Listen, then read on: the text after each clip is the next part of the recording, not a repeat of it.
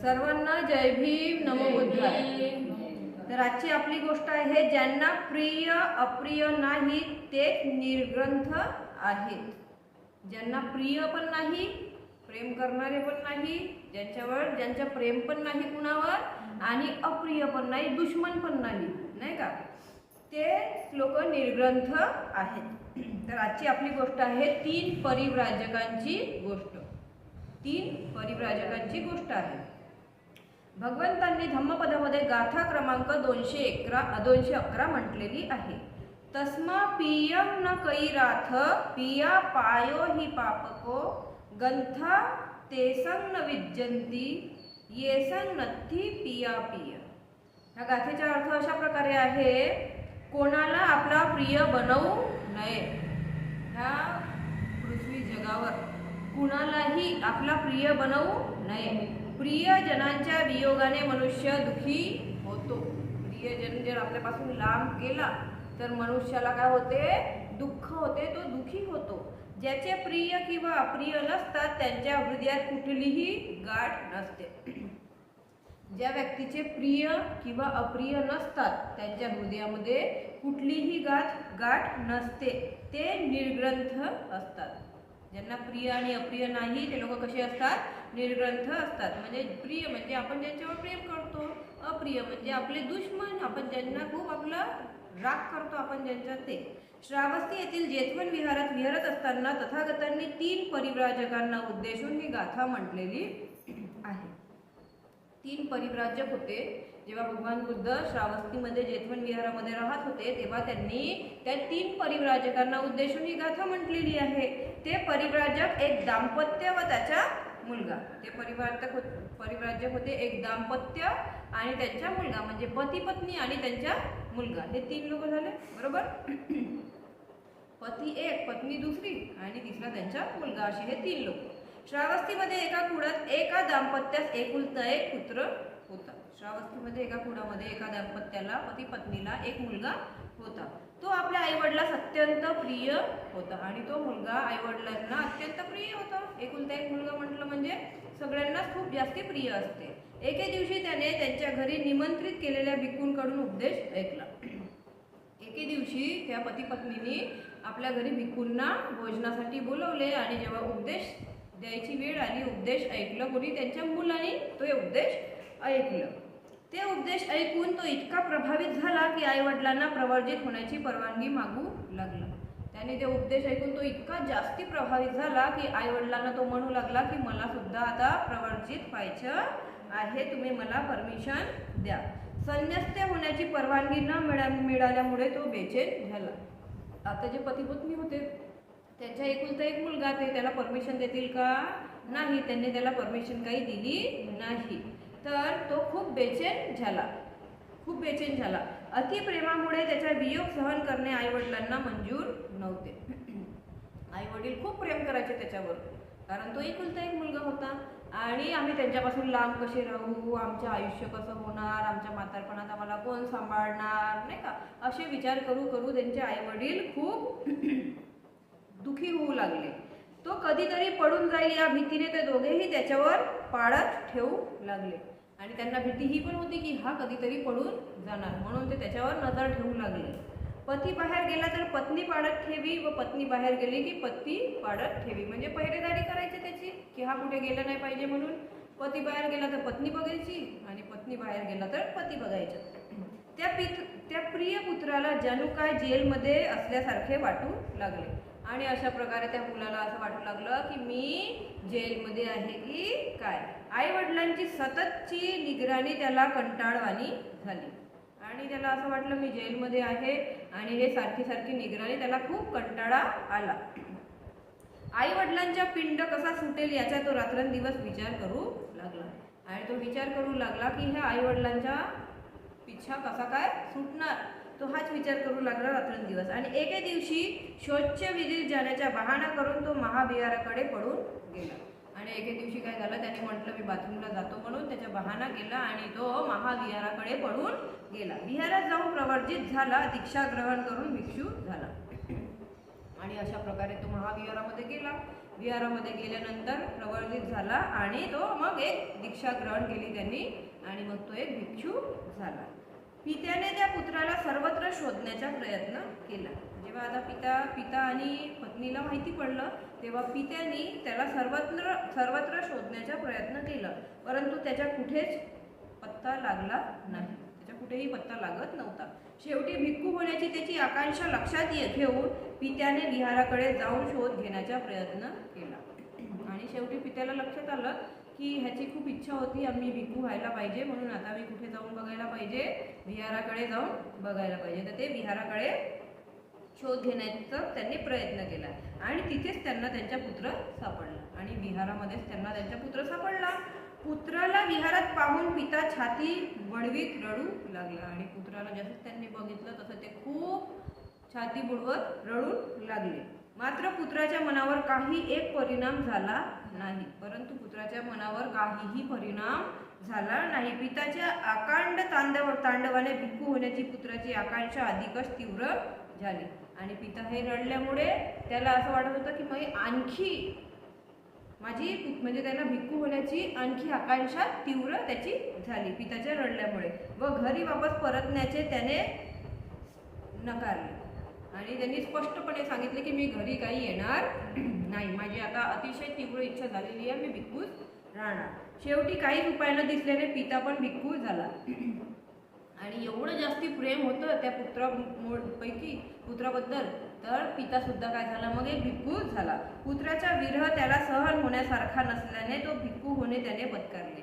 तो पुत्रापासून लांब नाही राहू शकत होता, म्हणून त्याने विचार केला की मी भिक्खू होणार तर माझा पुत्र माझ्यासोबत तर राहणार, नजरेसमोर तर राहणार नाही का. तर त्यांनी मग काय केलं, भिक्खू होणे पत्करले.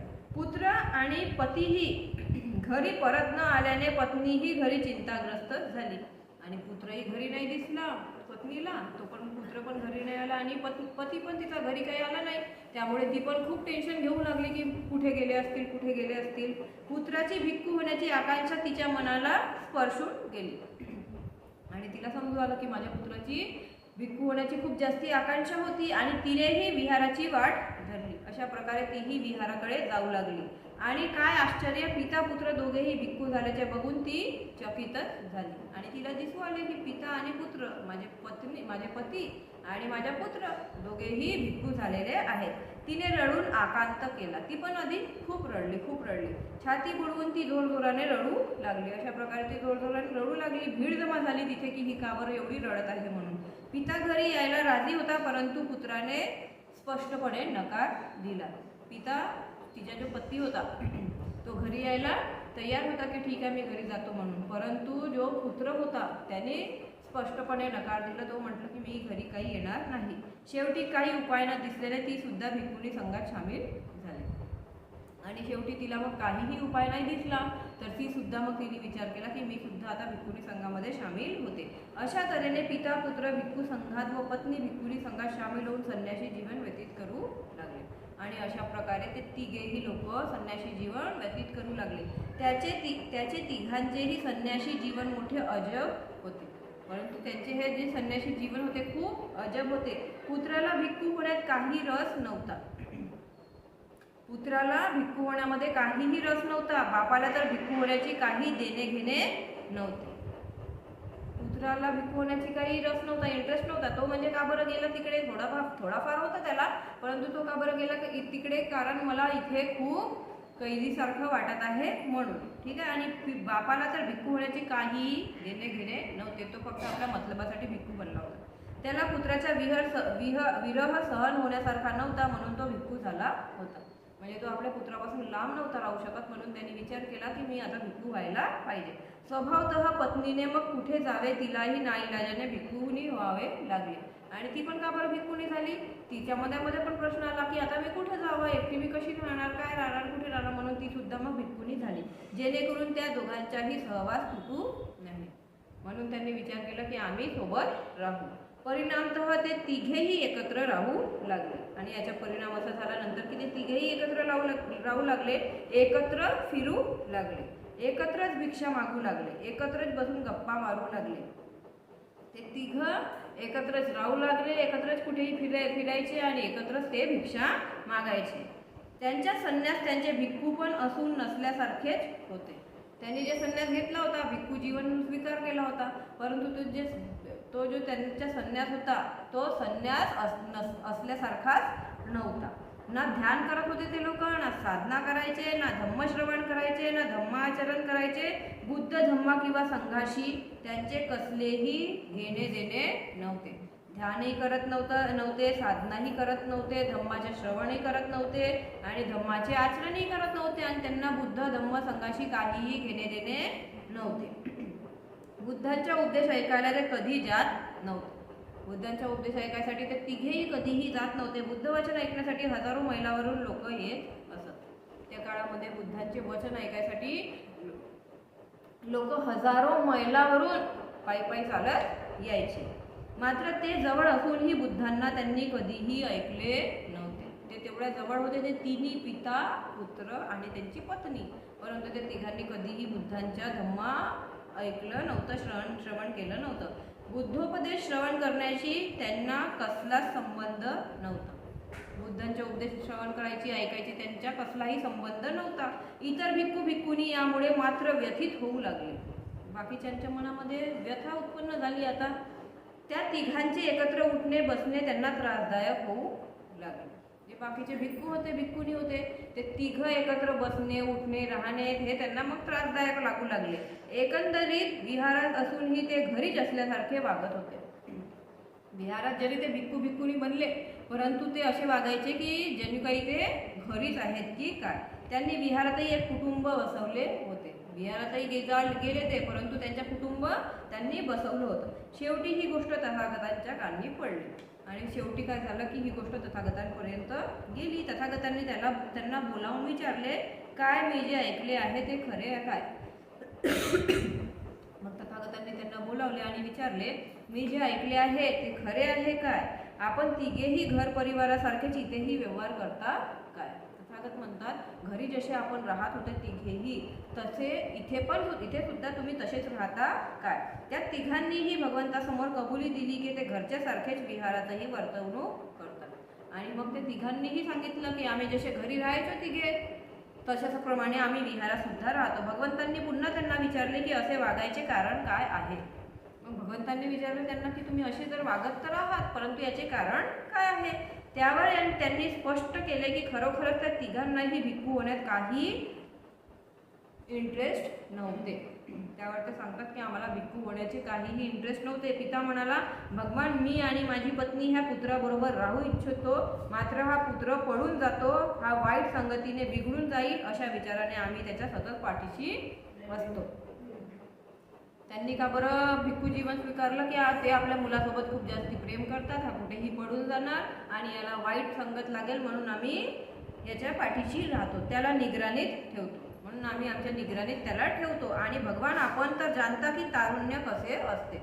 आणि ते पती पत्नी म्हणतात की आपण तर जाणताच की तारुण्य कसे असते. हा बिघडू नये याची आतुरता आम्हाला असते आणि हा कायम पडून जाण्याच्या नादात असतो आणि म्हणून आम्ही त्याला दृष्टी आड होऊ देत नाही. हा बिघडू नये आणि हा नेहमी नेहमी हा पडून जाण्याच्या प्रयत्नामध्ये असतो, म्हणून हा बिघडू नये म्हणून आम्ही याच्या प्रयत्नात असतो, याच्यावर दृष्टी आम्ही ठेवत असतो. न याला भिक्खू होण्यात रस आहे ना आम्हाला. मग ते पती पत्नी सांगतात यालाही भिक्खू होण्यामध्ये इंटरेस्ट नाही आहे आणि आम्हालाही भिक्खू होण्यामध्ये इंटरेस्ट नाही आहे. आम्हाला एकत्र राहता यावे म्हणूनच आम्ही संन्यास धारण केलेले आहे. आम्हाला एकत्र राहायचं आहे म्हणून आम्ही संन्यास धारण केलेला आहे, म्हणूनच आम्ही भिक्खू झालेलो आहोत. आम्ही तिघेही कधी विभक्त राहू शकत नाही. अशा प्रकारे ते सांगतात की आम्ही जे तिघही आहोत आम्ही तिघही कधीही वेगळे राहू शकत नाही. त्या तिघांचेही वरील विचार ऐकून भगवंतांचे आश्चर्य वाटले. हे विचार ऐकून भगवंतांना खूप जास्ती आश्चर्य वाटले. भिक्खू होण्याच्या त्या तिघांचेही उद्देश अगदी विपरीत होता. भिक्खूंच्या त्या तिघाचाही उद्देश अजिबात होताच नाही. त्यांनी काय विचार केला होता की आम्हाला एकत्र राहायचं आहे म्हणून आम्ही इथे राहत आहोत, परंतु आम्हाला भिक्खू अजिबात पाहिजे नाही आहे. त्यांची ही मनोव्यथा पाहून भगवान म्हणाले, प्रियांचे अदर्शन आणि अप्रियांचे दर्शन हे दुःखदायक आहे. त्यांची ही दशा बघून भगवान म्हणाले, प्रियांचे अदर्शन म्हणजे प्रियांचे दर्शन न होणे आणि अप्रियांचे दर्शन होणे हे खूप दुःखदायक आहे. आपल्याला एक प्रिय व्यक्ती आहे, आपण खूप प्रेम करतो, आपला प्रियच आहे जवळचा, तो आपल्याला दिसला तर आपल्यासाठी तो खूप सुखदायी आहे. परंतु अप्रिय माणूस आहे, एखादा दुश्मन आहे, आपली पटत नाही त्याच्यासोबत, दुश्मन नाही पण पटत नाही आपली, नाही का, आणि तो आपल्याला दिसला तर ते आपल्यासाठी खूपच दुःखदायक असते. आणि आपला प्रिय व्यक्ती आपल्याला दिसला तर ते आपल्यासाठी खूप सुखदायक असते. ठीक आहे. म्हणून कोणालाच प्रिय किंवा अप्रिय करण्याचे कारण नाही. म्हणून तथागत म्हणतात, कुणालाही प्रिय आणि अप्रिय बनवूच नका. आणि दुःखाचे मूळ हेच आहे की दुसऱ्यांपासून काही मिळेल. दुःख कशापासून उत्पन्न होते? आपण हा विचार करतो की मला ह्याच्यापासून हे मिळेल, ह्याच्यापासून ते मिळेल, अपेक्षा. आपण अपेक्षा करतो, त्याच्यामुळेच आपल्याला आपल्या मागे मागे दुःख येत राहते. बरोबर आहे. माझा मुलगा हे करेल, माझा पती हे करणार, माझी पत्नी हे करणार, नाही का. ह्या अपेक्षामुळेच काय होते, आपल्याला खूप जास्ती दुःख निर्माण होते. अपेक्षा नसली, आपण कुणाकडून अपेक्षा नाही ठेवली तर आपल्याला दुःख होणार नाही. दुसऱ्यापासून आशा, दुसऱ्यांपासून काही संभावना बाळगणे हेच दुःखाचे मूळ आहे. दुसऱ्यांकडून आशा ठेवणे की मला हे पैसे देणार, माझ्यासाठी हे बनवून देणार, नाही का, हे करणार ते करणार, अशा प्रकारे आशा ठेवणे, दुसऱ्यांपासून काही संभावना बाळगणे हेच दुःखाचे मूळ आहे. दुःखाचे मूळ हेच आहे. जर ह्या आशा किंवा संभावना पूर्ण होऊ शकल्या नाही तर माणसाला क्रोध निर्माण होईल. आणि एखादा मनुष्य आशा अपेक्षा ठेवतो, आकांक्षा ठेवतो आपल्यावर, आणि त्याची ते अपेक्षा आकांक्षा पूर्ण नाही झाली तर त्याच्या मनामध्ये खूप जास्ती दुःख निर्माण होते. त्या गोष्टी मिळाल्या नाही तर शोभ निर्माण होईल, आणि जिथे मोह आहे तिथे मोहभंग झाल्यास शोभ निर्माण होईल. एखादी गोष्ट नाही मिळाली आपल्याला तर खूप दुःख निर्माण होते, आणि मिळाली नाही म्हणून आपल्याला त्याच्या खूप जास्ती दुःख होते. असे सांगून भगवंतांनी खालील अपूर्व अशा तिन्ही गाथा म्हटलेल्या होत्या. श्रेयाचा अर्थ आहे स्वतःला रूपांतरित करणे. श्रेयाचा अर्थ काय आहे? स्वतः, आपण स्वतः जे आहोत आपल्या स्वतःला काय करायचे? रूपांतरित म्हणजे बदलविणे. ठीक आहे. प्रथम स्वतः बदला, प्रथम स्वतःला मोठे करा. सर्वात आधी स्वतः बदला, स्वतःला मोठे करा, स्वतः दिव्यत्वाचा अनुभव करा, स्वतःच दिव्यत्वाचा अनुभव करा, स्वतः निर्वाणाचा साक्षात्कार करा. आधी स्वतःमध्ये बदल घडवा, नंतर दुसऱ्यांकडून अपेक्षा करू शकतो आपण. तरी सुद्धा आपल्याला अपेक्षा कुणाहीकडून करायची नाही आहे. आणि भगवान बुद्ध काय म्हणतात की प्रथम तुम्ही स्वतःला मोठे करा, स्वतः दिव्यत्वाचा अनुभव करा आणि स्वतः निर्वाणाचा साक्षात्कार करा. नंतर तुम्ही तुमच्या प्रिय कोण आहे त्याला निवडा. एवढं सगळं केल्यावर तुम्ही प्रिय माणसाला निवडा. जो मनुष्य श्रेयाला प्रथम प्राधान्य देतो तो प्रियाला प्राप्त करतोच. जो मनुष्य श्रेयाला प्रथम प्राधान्य देतो म्हणजे जो मनुष्य स्वतःला रूपांतरित करतो, स्वतःला बदलतो, तोच काय करतो? प्रिय व्यक्ती प्राप्त करतो. अन्यथा तो प्रिय व्यक्ती प्राप्त कधीही करू शकत नाही. श्रेयाचा अर्थ आहे स्वतःला जागे करा. श्रेय म्हणजे काय? स्वतःला जागे करा. तुम्ही जागे झालात तरच श्रेयाचा शोध घेऊ शकाल. जर आपण जागे झालो तरच श्रेयाचा शोध घेऊ शकणार. अजागृत असताना तुम्ही चाचपडत राहणार. जागृत नसलो आपण, अजागृत असलो तर आपला मन विचलितच राहते, चाचपडतच राहतो आपण. श्रेयाचा शोध करणारा एक दिवस अचानक श्रेयाला प्राप्त करतो आणि प्रिय त्याला मोफतच मिळून जाते. जो व्यक्ती श्रेय म्हणजे स्वतःला रूपांतरित करण्याचा शोध घेत राहतो, स्वतःला बदलण्याचा प्रयत्न करत राहतो, त्याला एक दिवस श्रेय स्वतःहून प्राप्त होऊन जाते आणि प्रिय जे आहे त्याला मोफतमध्येच मिळते, फ्रीमध्ये. त्याला काहीही त्याच्यासाठी मेहनत करावा लागत नाही. फक्त त्याला काय करायचे आहे? स्वतःला बदलविणे आहे, स्वतःला मोठे करायचे आहे, स्वतःला रूपांतरित करायचे आहे. म्हणून बुद्ध म्हणतात श्रेयाला सोडून प्रियाला ग्रहण करणाऱ्या मनुष्याने आत्मसंयमी मनुष्याची स्पर्धा करावी. जो मनुष्य श्रेयाला सोडून प्रियाला ग्रहण करतो, प्रिय म्हणजे प्रिय व्यक्ती, प्रियाला ग्रहण करणाऱ्या मनुष्याने आत्मसंयमी मनुष्याची स्पर्धा करावी, आत्मानुयोगाचे अनुकरण करावे. वरील गोष्टीत पिता पुत्र माता एकमेकाला प्रिय समजतात. बरोबर आहे. आता मी जे गोष्ट सांगितली त्याच्यामध्ये पिता पुत्र आणि माता तिन्ही पण एकमेकांना काय समजतात, खूप जास्ती प्रिय समजतात. बुद्ध म्हणतात पुत्राने कधी प्रियाचा लाभ शक्य आहे, पुत्राने कधी प्रियाचा लाभ शक्य आहे का? ना पत्नीने ना पित्याने प्रियाचा लाभ शक्य आहे. ना पत्नीने ना पित्याने प्रियाचा लाभ शक्य आहे. नाते संबंधाने प्रियाचा लाभ होणे शक्यच नाही. आपण जे नाते संबंध ठेवतो त्याच्यामुळे प्रियाचा लाभ होणे शक्यच नाही आहे. ज्यांना तुम्ही संगी साथी समजतात ते सर्व तात्पुरते आहेत. ज्यांना आपण मित्र मैत्रिणी नातेवाईक समजतो ते सर्व तात्पुरते आहेत असे भगवान बुद्ध म्हणतात. तुम्ही एकटेच आलात आणि एकटेच जाणार आहात. आपण ह्या जगामध्ये एकटेच आलो आहोत आणि एकटेच जाणार आहोत.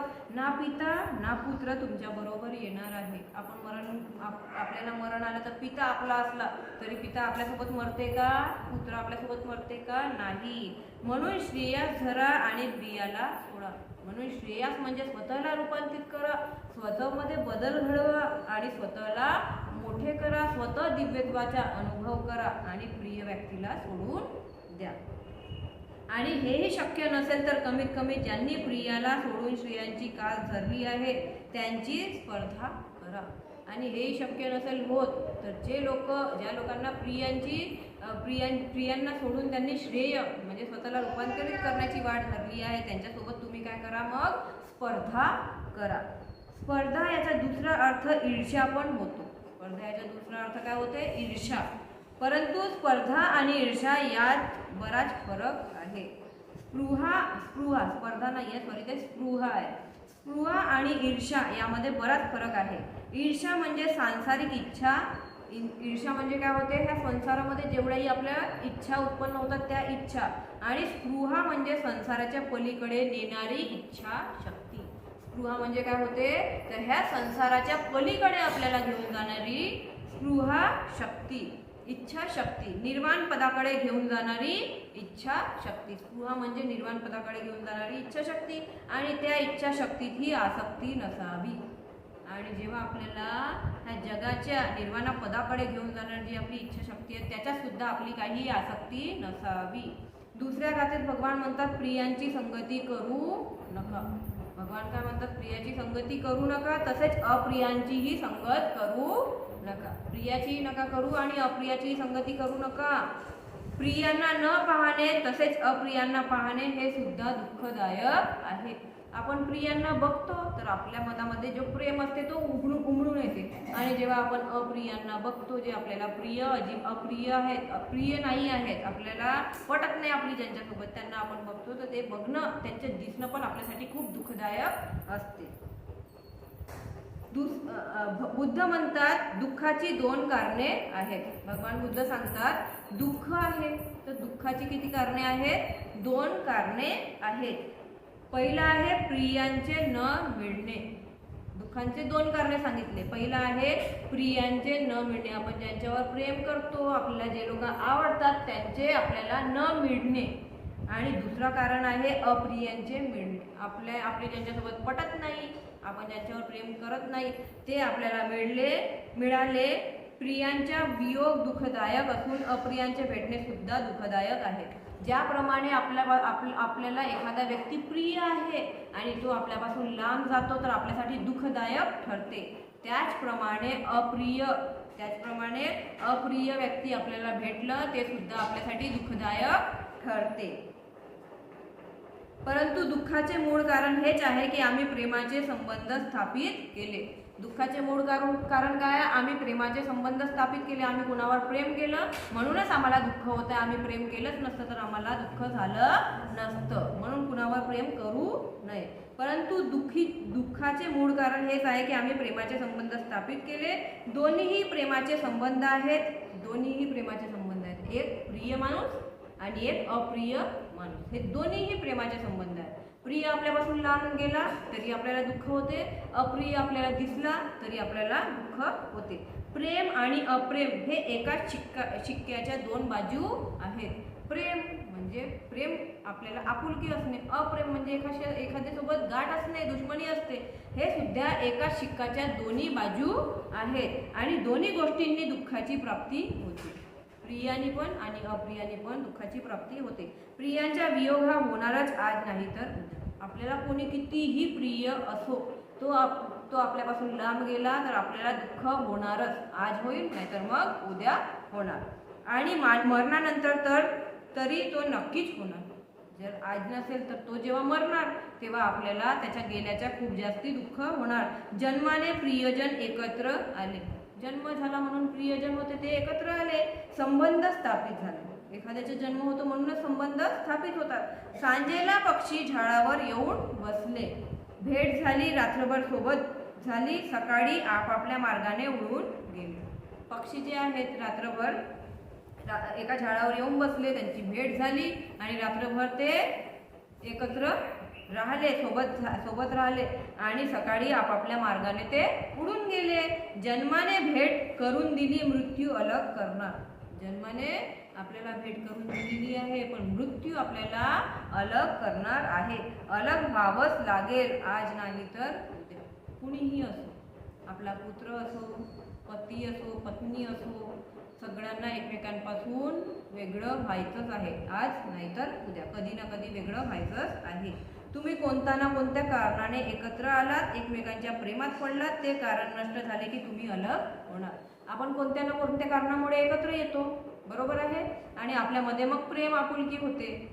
परंतु ते कारण नष्ट झाले की तुम्ही अलग होणार आणि ते कारण नष्ट झाले तर आपण अलग होणार, तुमच्यात फूट पडणार. जी गोष्ट प्रीतिकर वाटत होती ती गोष्ट दूर झाली की अप्रीती निर्माण होणार. जी व्यक्ती आपल्याला प्रिय आहे ती व्यक्ती आपल्यापासून लांब गेली तर मग आपल्या मनामध्ये अप्रीती निर्माण होते. तरुणपणी पत्नी सुंदर वाटत होती, वय वाढत गेलं, आता कुरूप दिसायला लागली. पत्नी तरुण होती तर खूप सुंदर वाटत होती, तिची वय वाढत गेली तर ती आता कशी दिसायला लागली, कुरूप दिसायला लागली. प्रेम कमी व्हायला लागलं आणि जशी ती कुरूप दिसायला लागली तसं प्रेम कमी व्हायला लागलं. जी गोष्ट कारणांवर अवलंबून आहे ते कारण नष्ट झाले. जी गोष्ट ती तरुण होती म्हणून तिच्यावर प्रेम होतं, कारण होतं, तिचं तारुण्य संपलं तर आता तिच्यावर प्रेम कमी झालं, अप्रिय वाटायला लागली ती. तर जी गोष्ट कारणांवर अवलंबून आहे ते कारण नष्ट झाले की दुःख होणार. ती तरुण होती, आता तरुण राहिलेली नाही, सुंदरता तिची राहिलेली नाही, कारण नष्ट झाले म्हणून माणसाला दुःख होते. इथं प्रियांचे मिलन होणार, वियोग होणार, प्रेम वाढणार. प्रेम खारट झाले की अप्रेम वाढेल. प्रेमामध्ये प्रेम खारट झाले की अप्रेम वाढेल, म्हणजे एकमेकांसोबत भांडण होतात, सगळ्याच मध्येच होतात, तर त्याच्यामध्ये काय होते, अप्रेम वाढते. म्हणून प्रेम सर्व बाजूंनी दुःखदायक आहे. म्हणून आपण एखाद्यावर जर प्रेम केलं तर प्रेम सगळ्याच बाजूंनी कसं आहे, आपल्यासाठी दुःखदायक आहे. प्रेम होणे पण दुःखदायक आहे, प्रेमापासून लांब होणे पण दुःखदायक आहे. प्रेमाला काही झालं तरी आपल्यासाठी ते दुःखदायक आहे. प्रेम असूनही दुःख. प्रेम जर आपल्यासोबत आहे, आपण एखाद्यावर प्रेम करत आहोत, आपल्यासोबत ते लोक आहेत तरी आपल्याला दुःख आहे आणि ते लोक नाही आहेत तरी आपल्याला दुःख आहे. आणि अप्रियांची भेट तर अजूनही क्लेशदायक आहे. आणि ज्यांच्यासोबत आपली पटत नाही त्यांची एखाद्या वेळेस आपल्यासोबत भेट झाली तर ते तर आपल्यासाठी खूपच दुःखदायक ठरते. मलाच दिसायला पाहिजे होतं, आताच दिसायला पाहिजे होतं, ही का बरं दिसली, हा का बरं दिसला नाही का, असं. म्हणूनच बुद्ध म्हणतात, मा नियेही समागच्छी अप्पियेही कुदाचनम. असे भगवान बुद्ध म्हणतात, प्रियाची संगत करू नये. मा पियेही समागच्छी अप्पियेही कुदाचनम, म्हणजे प्रियाची संगती करू नये तसेच अप्रियांचीही संगती करू नये. मनुष्य म्हणतात स्वतःवर प्रेम करा, इतरांवर प्रेम करू नये. मनुष्य म्हणतात स्वतःमध्ये, भगवान बुद्ध म्हणतात स्वतःमध्ये बदल घडवा. निर्वाणाकडे तुम्हाला कोणता मार्ग घेऊन जाईल तिकडे तुम्ही वळवा. स्वतःवर प्रेम केला तर त्याच्यामुळे तुम्हाला कधीही दुःख मिळणार नाही.